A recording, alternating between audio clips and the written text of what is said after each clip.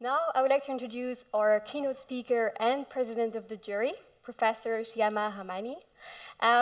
Professor Shyama Ramani works at UNU Merit, and she's also a board member of the CSR Lab at Maastricht University. She has obtained her doctoral degree in economics, but as opposed to looking at macro-level policies, she's more passionate about building trust within the community through meaningful research.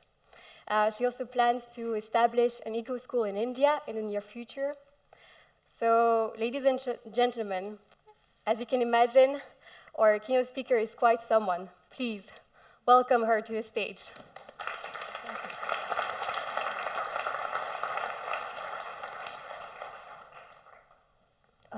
Good morning, everyone. And thank you for inviting me. And as Professor Paul said, it's very important to communicate.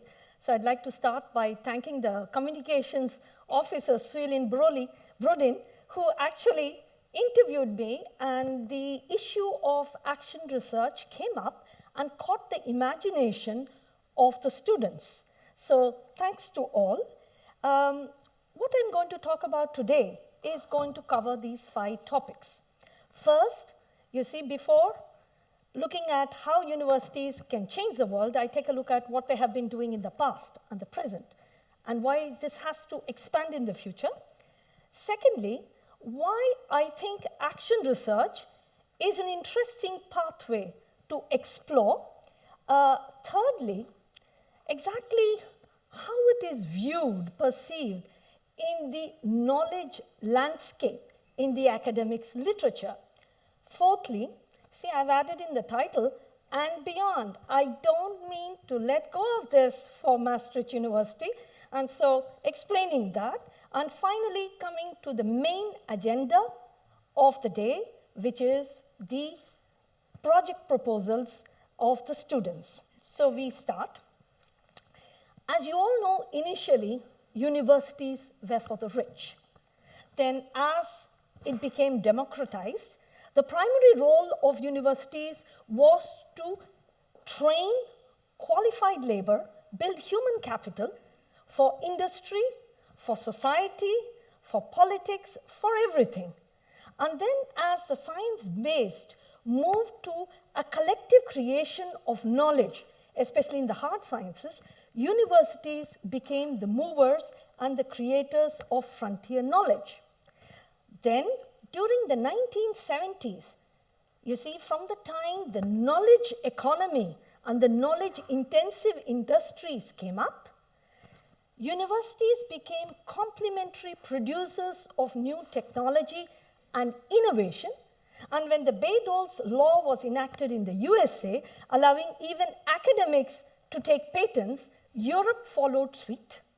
And now, universities are regarded as co-producers of innovations on the frontier between science innovation, between startup from the university and a startup from industry. It's all becoming very blurred. Okay? Now, I've talked about universities. Where are the students? Where are the students in this? How do they change society? What is their immediate impact? Now, the next slide doesn't apply to the Netherlands, but this is how we think. You see, usually, student impact is regarded as, oh my God, they're protesting again, they're going to break the shops, they're going to do things. This is all scenes from different parts of the world. I know strikes don't happen in Netherlands. At least they have never happened while I was there. I have never seen violent students here, but I have seen elsewhere. So that's from Berkeley, that's from the Chilean capital, that's South Africa, and that's India, my homeland, where it's an opportunity whenever there is dissent to have fun. But you see, there are different kinds of rumblings. This is changing everywhere, and here I cite my colleague, René. I don't know if he's there in the room. He said he would be, from UNU Merit. You see, he is talking about this new trend that is coming up in society, this need, you see, that for the civil society groups to rise up and do something. because it's very clear that the market cannot provide all the solutions. The state doesn't have the resources to take care of everything. And technology, in its good way, but it's also polarizing, and it is disembedding people in society. I mean, what about society? What about the family? I have a very good husband and son, but not very talkative. My tool for making them talk is to give them good food, but if I allowed a mobile phone or an iPad at the table, which they would love, I would not know anything about them. So you see, this is a fact of life. And you see, there are rumblings that we need to do something. So just to see why such rumblings are coming up, I put on Google, okay, the Oracle Google, disasters in August 2017 and September 2017. Even though we're just starting, this is what I got, okay? Mumbai floods last week, some dead. Texas, more dead. Sierra Leone, many, many dead. Okay, that's climate change. Then there's Barcelona. Then there are fires still ongoing in Portugal. And you see that big mountain out there? It's not a mountain. It's a pile of garbage outside Delhi. Just a couple of days back, some of it just slid and fell into the canal, the dirty canal where the poor were bathing. You see, so all this cannot be handled by any one person. It needs a collective, coordinated effort with cooperation from all. And that is why, you see, these rumblings are coming. And this is giving rise to a new role for the university. The new role for the university, you know, last year somebody asked us, what is your impact on society? Universities are being called to measure the impact on society. That is coming from above, top down. But what I'm hearing is rumblings from the bottom up. There are many students who want to do something, and they would like to also do it by themselves, but sometimes they like to also meet older people who are also interested. And so you see, there is a need for university to become a connector with the firms, with the citizens, with the policymakers, and for the environment, okay, even with the environment. Here I refer to things that I'll be coming back later, like the trash walk. So the role of the university is not only to move the frontiers of science, to train people, to have patents, to have spin-offs. It's also to make the world a better place because the crisis is at hand. It is necessary. So we're not wanting to be romantic. It's a necessity, okay? Now, let me just come to why action research. You see, for this, I have to place things in the right order. There are basically two approaches that we recognize in all sciences. One is deductive. That is, you start with what's out there, what have the scientists done, and what theory is what, and then you say, hey, maybe this parameter hasn't been tweaked like this. If I tweak it like this, then what happens to the model? How do the predictions change? Does the old model hold, or is it just an increase? Is it just an expansion? So you start from the knowledge base and you go and you increase it further, okay? Whereas an inductive thing is more poetic. You start with a puzzle that is out there that's bugging you. And then you take the puzzle, and this is really difficult. This is what I tell students to do, and they say, they suffer. And the thing is, you start with a puzzle which doesn't have a self-evident answer. So once you have seen that it's a puzzle worth exploring, a puzzle means that you really have to see. You have to see the things around you. Then only you can identify the puzzle. Then you go to the literature and say, hey, what's out there? Does my puzzle have an answer that's been given by somebody? If it's yes, that's the end of the story. Otherwise, you can have a generalization, maybe build a new theory, and what I want to show is is that it's a matter of pure personal preference. You see, the Nobel Committee seems to be playing ping pong because two of the stalwarts of microeconomic theory, I'm a microeconomist, are really these two people, though Vasily Leontief has also been used a lot in planning, but you see, they're both great scholars who have followed these different lines of reasoning to contribute a lot to economics as we know today. Okay, so where does action research fit in? Action research is more an inductive thing, but here's the catch. The problem is not yours. The problem is somebody else's. Somebody else tells you, hey, I have a problem.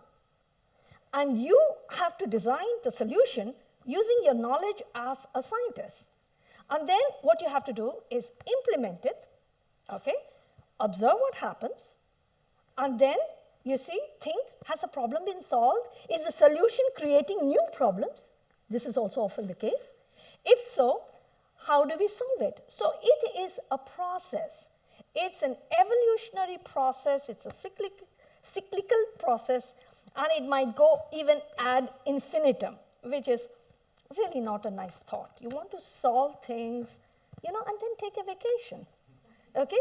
And so this seems very straightforward, right? Very easy, very straightforward method. You're mistaken. The scientists have done otherwise. You see, there are so many methodologies, so much so that if you tomorrow use action research and come for your defense or come to your supervisor, they might say, hey, for the identifying the puzzle, why did you not take the violet? And for, asking about your plan, why didn't you not read that article written by the green guy? And for doing something else. So you see, there is a panorama. It is not simple, and there is no consensus. But the thing is, we all have our favorite movie stars, so we know all the guys are equally handsome, but we like some more than others. And then the same with perfumes and things like that. So this is my favorite definition by Hillary. I've been following her. What she says is that, look, guys, first, the problem is not, you have to co-identify with whoever is having the problem. This means that you're taking the whole realm of research, you're expanding it to include stakeholders. You're not just keeping it to your fellow colleagues, okay? You're actually taking it out into the world. Secondly, it's not just to publish papers, because you have to trigger a pathway. And it's not a pathway just for your own glory.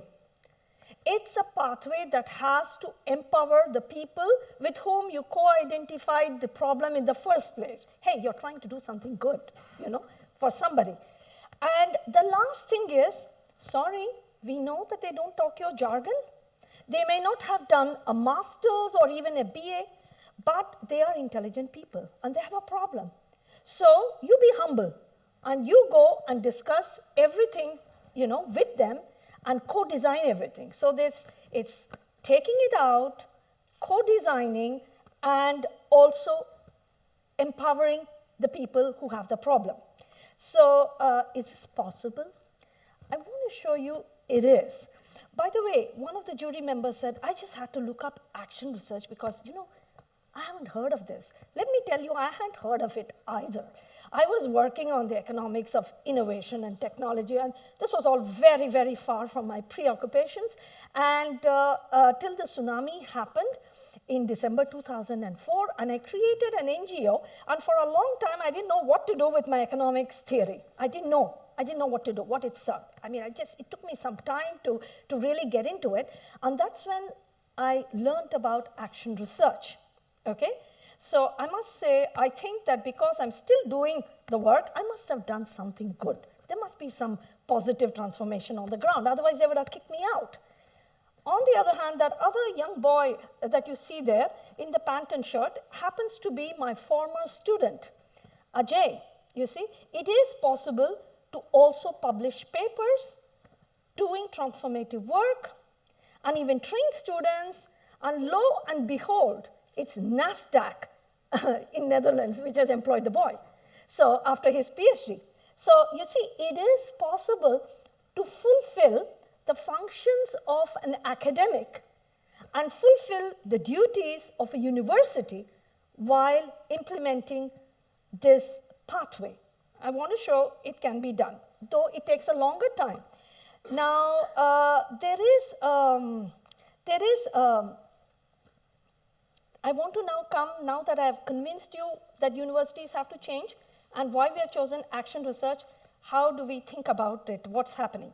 Now, you see the landscape, okay, of academics. You see that of action research in publications. This is all taking the abstracts and so forth. So I must just say, the millennium, either people have got less interested in doing theory for theory's sake and trying to solve problems, or there are more problems. I'll let you choose which is the right answer, okay? I don't know why the publications have sought out.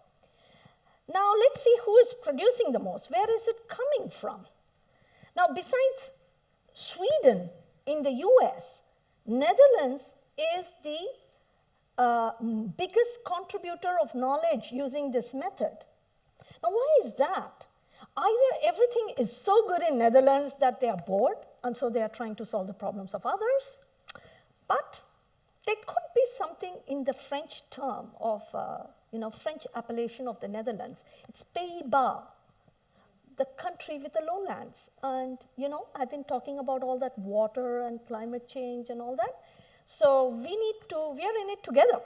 So our country, Netherlands, if it's supposed to come up, then maybe that's why people are looking at it. I don't know, maybe there are other answers.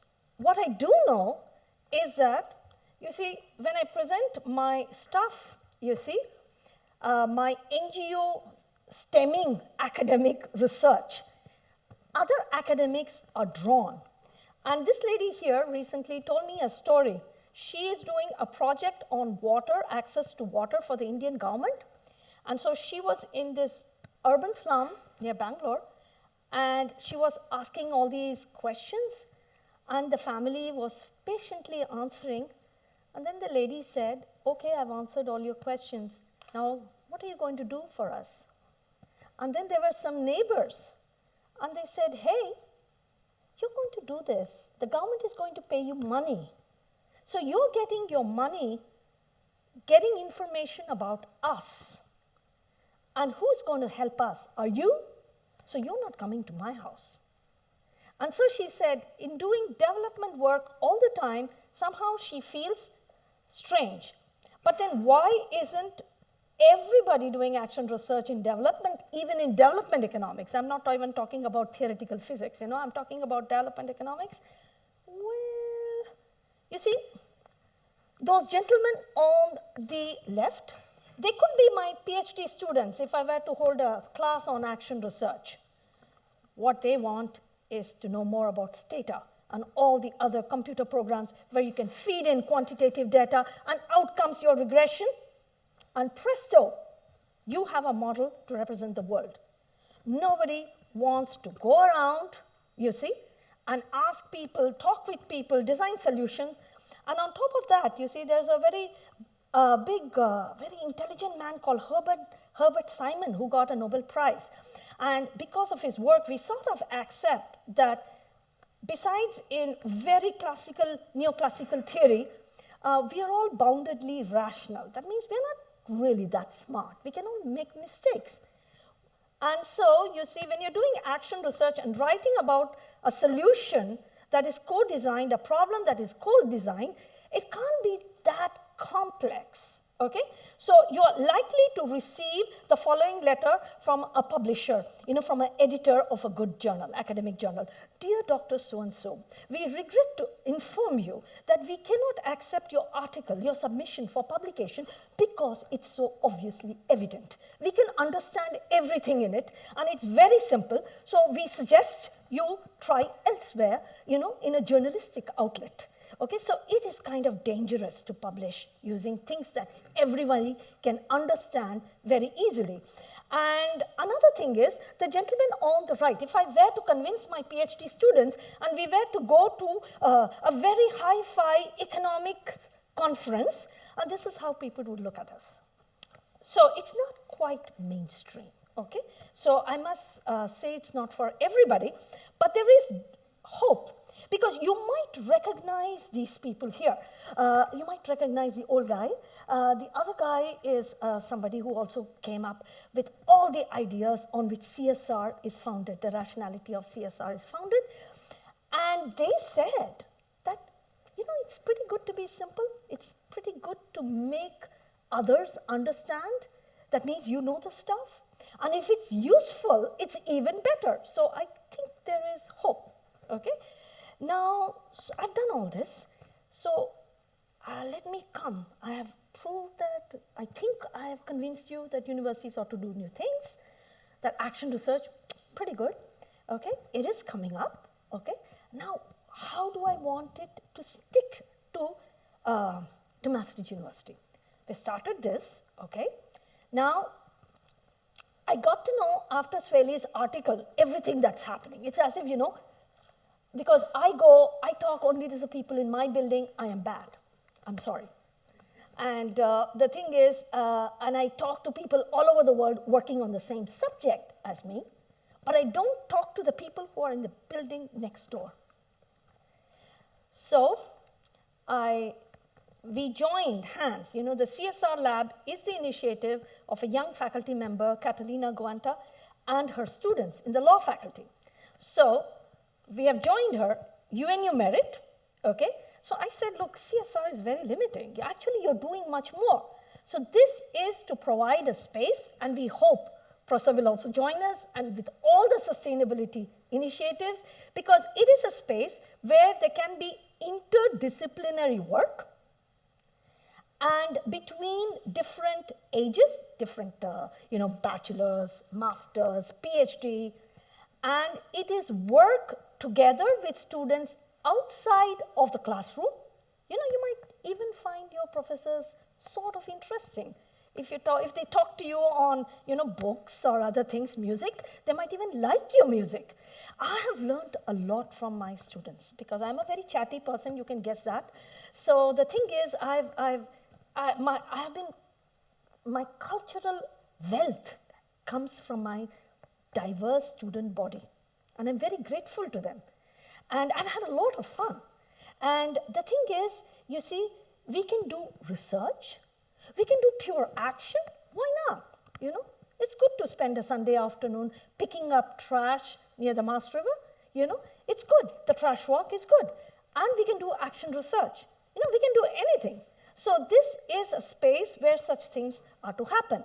Now, I do believe in walking the talk. So in UNU Merit, I'm trying to have, this year, a series of talks. I want to know what's happening in Maastricht.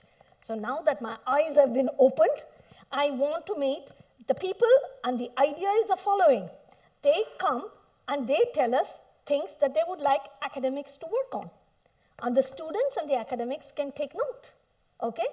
And the academics can talk about what they think are the most useful for these people, any kind of results, and they can give us their feedback. So it's really a multi-stakeholder dialogue that we want through these, okay? So then with this, we come where we approach very closely to the main agenda. So of course, I got to give you a teaser, and you will see me, putting up, I don't have a collar, but I'm very happy. The UN seems to have got something right with this, you see, because every project is somewhere out there. It's a combination of these things. So the Sustainable Development Goals, first when I saw it, I said, oh no. You see, the Millennium Development Goals, there were already so many things could not be measured. They were so vague and things like that. I said, 17? Please, give me a break.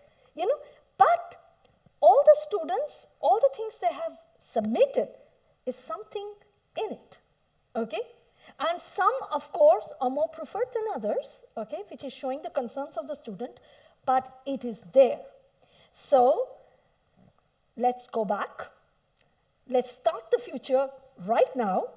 So I'd like to thank you all very much for listening, and let's have a great day. and a great beyond after this day.